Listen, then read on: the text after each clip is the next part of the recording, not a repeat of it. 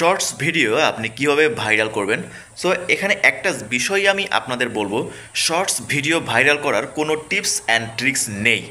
যদি এটা থাকতো তাহলে সব ইউটিউবাররা সেটা ফলো করতো এবং তাদের ভিডিও তারা শর্টস আপলোড করে ভাইরাল করে ফেলতো এবং তারা কিন্তু মিলিয়ন ভিউ এবং সাবস্ক্রাইব অর্জন করতে পারতো।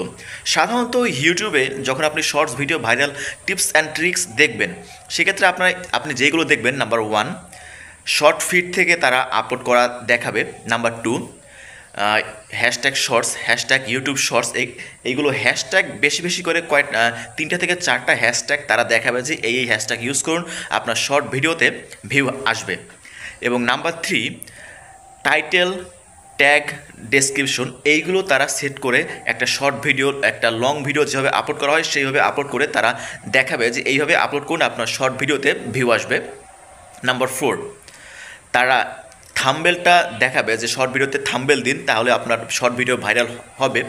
এবং নাম্বার 5, শর্ট ভিডিওতে এই সকল ট্রেন্ডিং মিউজিক ইউজ করুন, আপনার শর্ট ভিডিও ভাইরাল হবে। বাট প্রশ্ন এখানে যে এতগুলো কাজ করার পর আজ অবধি আপনি কি একটা শর্ট ভিডিও ভাইরাল করতে পেরেছেন? আমি পারিনি, এবং আমি এই সকল ফর্মুলা আমি নিজেও ফলো করি না। এবং আমার একটা চ্যানেল রয়েছে যেটা চ্যানেল মনিটাইজ, এবং শর্ট ভিডিও থেকে আমি সেখানে অনেক সাবস্ক্রাইবার অর্জন করেছি এবং আমার ভিডিওতে অনেক অনেক হিউজ পরিমাণ আমি ভিউ অর্জন করতেছি বর্তমান সময়েও। এবং এখান থেকে আপনি কীভাবে আপনি শর্ট ভিডিওতে ভাইরাল করবেন, সো এগুলো বাদে আমি আপনাকে বলবো, এখানে যে 5টা আমি প্রথম টিপস দিলাম, এগুলো বাদে আমি আপনাদের বলবো যে কীভাবে আপনি শর্ট ভিডিও ভাইরাল করবেন। সো শর্ট ভিডিও ভাইরাল করার প্রপারলি আসলে কোনো টিপস অ্যান্ড ট্রিক্স নেই।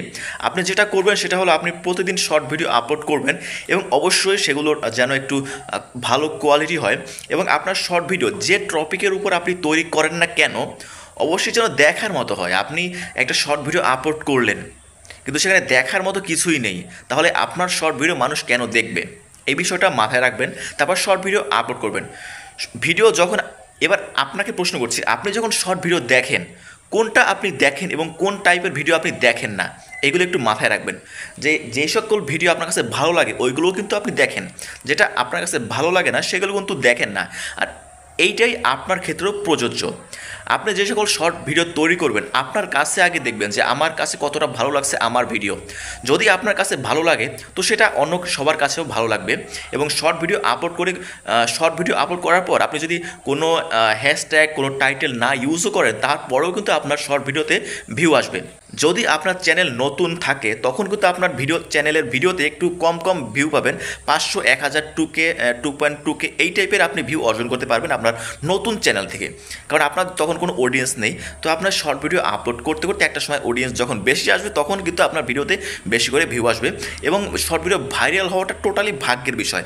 আপনার ভাগ্য যদি ভালো হয়, একটা শর্ট ভিডিও আপলোড করি আপনি মিলিয়ন পরিমাণ ভিউ অর্জন করতে পারবেন। সাধারণত একটা নতুন চ্যানেলে শর্ট ভিডিওতে কিন্তু বেশি একটা ভিউ হয় না। তারপরও যদি আপনার কপাল ভালো হয়, সেক্ষেত্রে দেখা যাবে যে আপনি একটা ভিডিও দিয়েই মিলিয়ন ভিউ অর্জন করতে আপনি পেরেছেন। তো শর্ট ভিডিও ভাইরালটা টোটালি আপনার ভাগ্যের বিষয়। এবং আরেকটা বিষয় হলো আপনি কী টপিক নিয়ে ভিডিও তৈরি করছেন। সাধারণত ফানি টাইপের ভিডিওতে, শর্ট ভিডিওতে বেশি করে ভিউ আসে, তো চেষ্টা করবেন যে ফানি টাইপের ভিডিও তৈরি করতে।